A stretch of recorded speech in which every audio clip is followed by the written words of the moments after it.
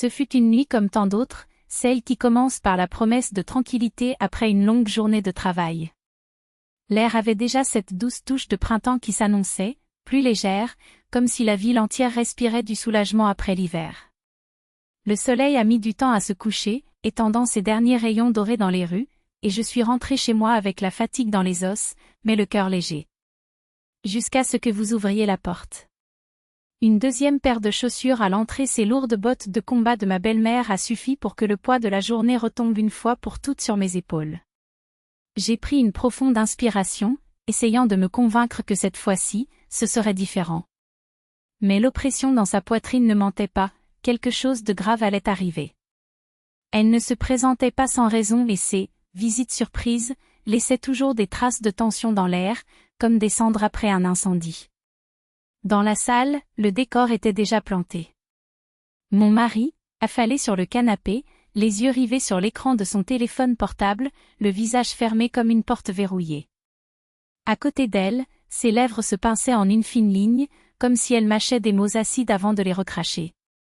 Je les saluai tous les deux d'un salut automatique, mais le silence qui suivit fut aussi tranchant qu'un couteau mal aiguisé. Jusqu'à ce qu'elle brise la glace ou plutôt qu'elle la jette au sol pour que tout le monde puisse glisser.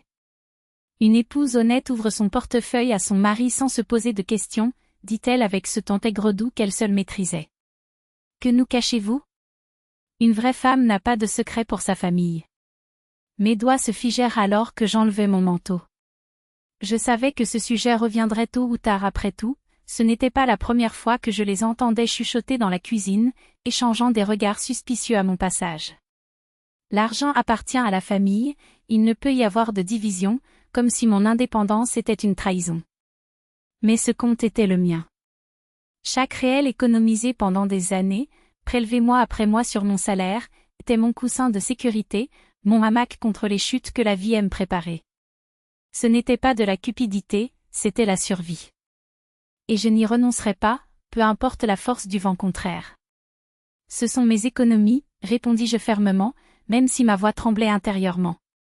Nous avons un compte commun pour les dépenses du ménage. Cela devrait suffire. Mon mari a finalement levé les yeux, et ce que j'y ai vu m'a glacé, ce n'était pas seulement de l'irritation, c'était le regard dangereux de quelqu'un qui est sur le point de céder à la provocation. Elle n'a pas perdu de temps. Il se tourna vers lui avec un soupir théâtral, ses mains battant comme s'il dirigeait un orchestre dramatique. As-tu entendu ça?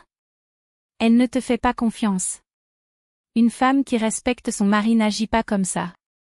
Vous lui permettez de l'humilier dans votre propre maison?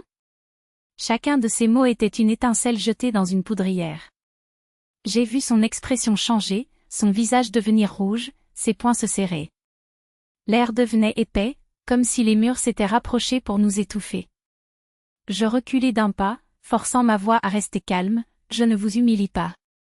J'ai le droit de gérer mon argent. Personne ne peut m'obliger à y donner accès. Elle rit, un son sec et plein de venin. Si tu ne donnes pas accès, c'est que tu as quelque chose à cacher. Un vrai homme t'aurait mis à ta place il y a longtemps. Le frisson qui me parcourut le dos n'était pas seulement la peur, c'était la certitude qu'elle appréciait ce moment, savourant chaque seconde comme un prédateur avant l'attaque. Mon mari s'est levé et pour la première fois depuis des années, j'ai vu quelque chose dans ses yeux qui m'a fait plus peur que n'importe quel cri, le doute. Comme si, tout à coup, j'étais un étranger. Après ce jour, la maison est devenue un champ de mines. Elle était toujours là, soufflant sur des braises à peine éteintes. Regardez comment elle vous traite, un homme qui se respecte ne se laisse pas diriger par sa femme, si vous ne montrez pas qui est le patron, elle vous marchera dessus. Et lui, de plus en plus irritable, explose à cause de quelque chose, un verre déplacé, la lumière éteinte dans le couloir, un dîner un peu trop salé. Chaque dispute était un fil tiré par elle, chaque regard désapprobateur de ma part alimentait le feu. Jusqu'à ce qu'une nuit, après une autre journée épuisante, tout s'effondre. J'étais au fourneau, essayant de me concentrer sur le dîner, tandis qu'elle, assise à table, lançait ses flèches empoisonnées. Est-ce que votre fils mangera encore des miettes aujourd'hui? Ou allez-vous continuer à économiser votre argent comme s'il était plus important que votre famille? Mes doigts se sont figés sur la poêle. Je n'ai pas répondu. Il n'y avait rien à dire. Il entra dans la cuisine le visage fermé, la chemise froissée, l'odeur d'une mauvaise journée accrochée à sa peau. « Est-ce vrai ?» demanda-t-il d'une voix rauque. « Est-ce que vous me cachez toujours de l'argent ?» J'ai essayé d'expliquer, la facture était la mienne, c'était des années d'économie, mon soutien. Mais il n'écoutait plus.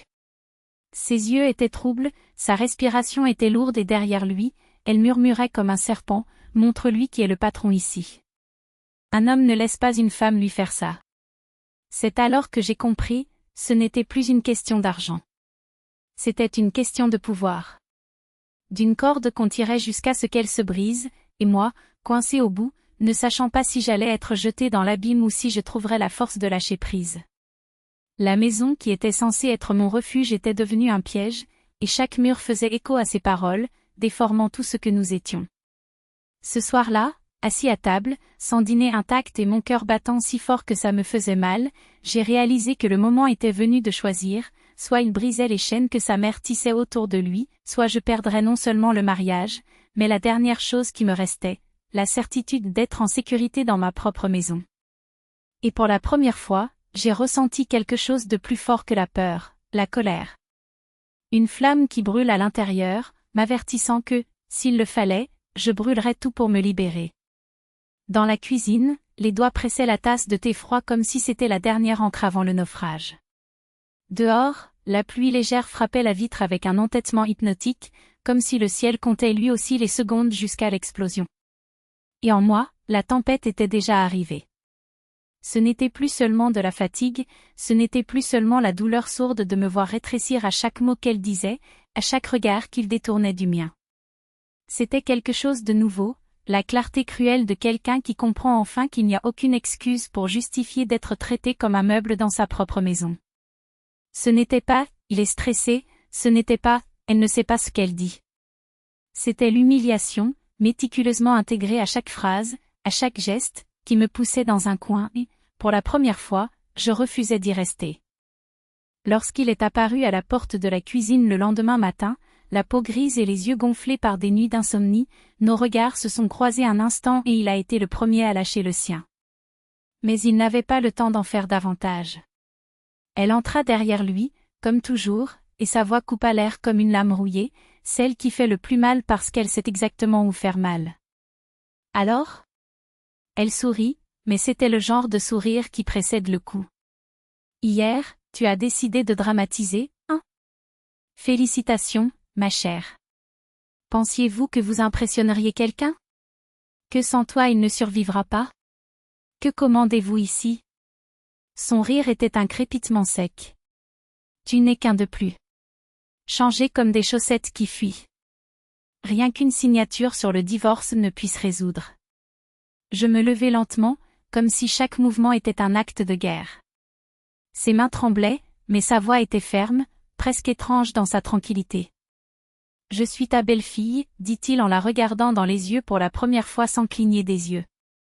Mais je ne suis pas ta propriété. Ni le sien.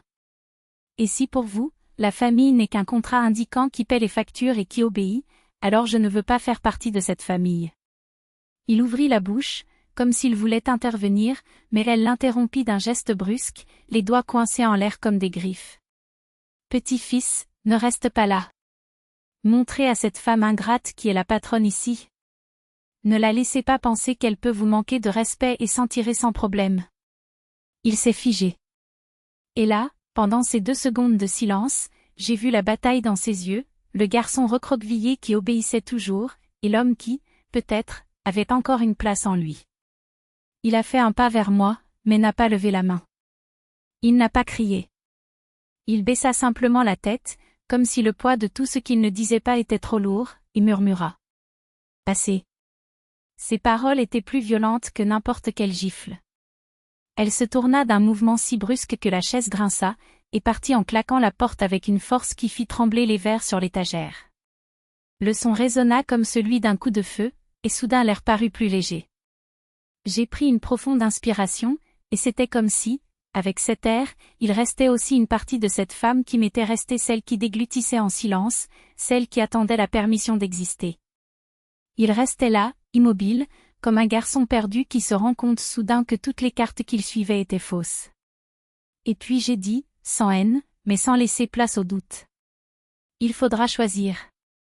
Soit c'est mon mari, soit c'est son fils pour toujours. Mais moi, je ne serai plus l'ombre sur laquelle tu marches. Les mots sont sortis plus facilement que je ne l'imaginais, comme s'ils avaient attendu ce moment des années. Et quand j'ai fermé la porte de la chambre ce soir-là, ce n'est pas le silence qui m'a accueilli, c'était quelque chose de plus profond, la certitude que, pour la première fois depuis longtemps, je n'enfermais pas une prison. Cela ouvrait une sortie.